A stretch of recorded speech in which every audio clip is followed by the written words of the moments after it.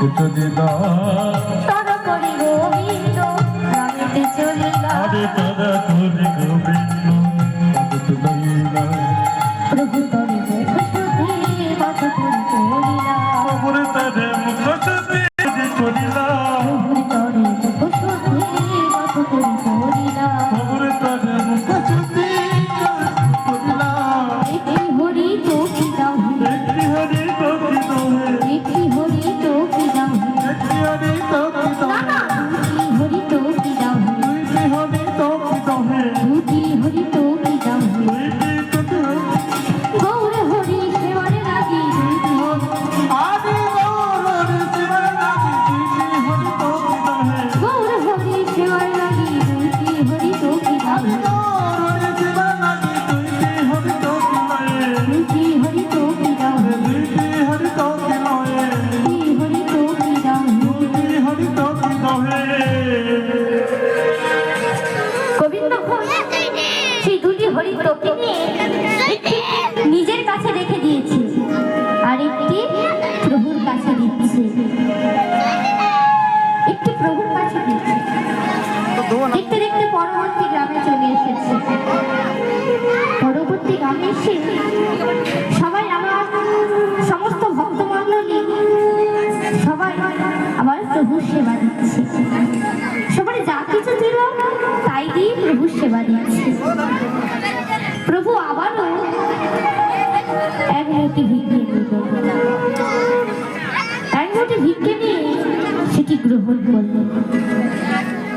আর গ্রহণ করার সঙ্গে সঙ্গে আবার বাবের হাতটি বাড়িয়ে দিয়ে বলছে গোবিন্দ ঘোষ আমার মুখশুদ্ধি দাও আর সঙ্গে সঙ্গে গোবিন্দ ঘোষ নিজের কাছে যে মুখশুদ্ধিটা ছিল সেটা নিয়ে প্রভুর হাতে দিয়েছে প্রভু বললেন গোবিন্দ ঘোষ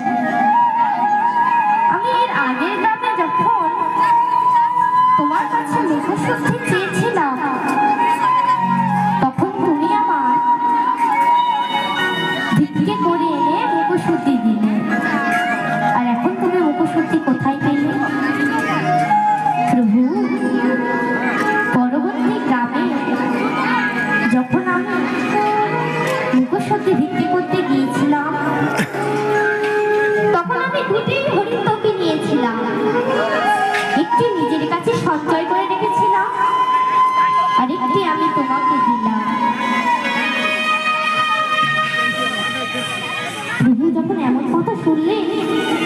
প্রভু গোবিন্দ ঘোষের দিকে বললেন গোবিন্দ ঘোষ তুমি না সন্ন্যাসী আর সন্ন্যাসী হয়ে তুমি সঞ্চয় করছো প্রভু আমি তো তোমার জন্য সঞ্চয় করেছি আমার জন্য লজ্জা করে না তোমার তুমি আমার জন্য সঞ্চয় করছো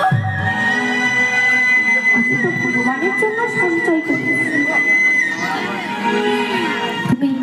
তুমি যেহেতু অপরাধ করেছো তুমি সঞ্চয় করছো আমি তোমাকে এখানে এই অগ্রদীপে পরিত্যাগ করলাম প্রভু গো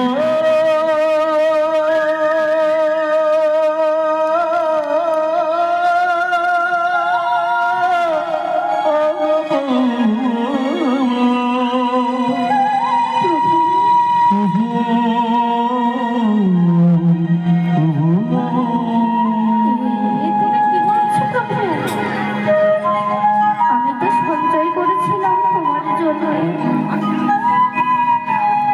তার জন্য তুমি আমার এত বড় শাস্তি দেবে প্রভু দিও না প্রভু দিও না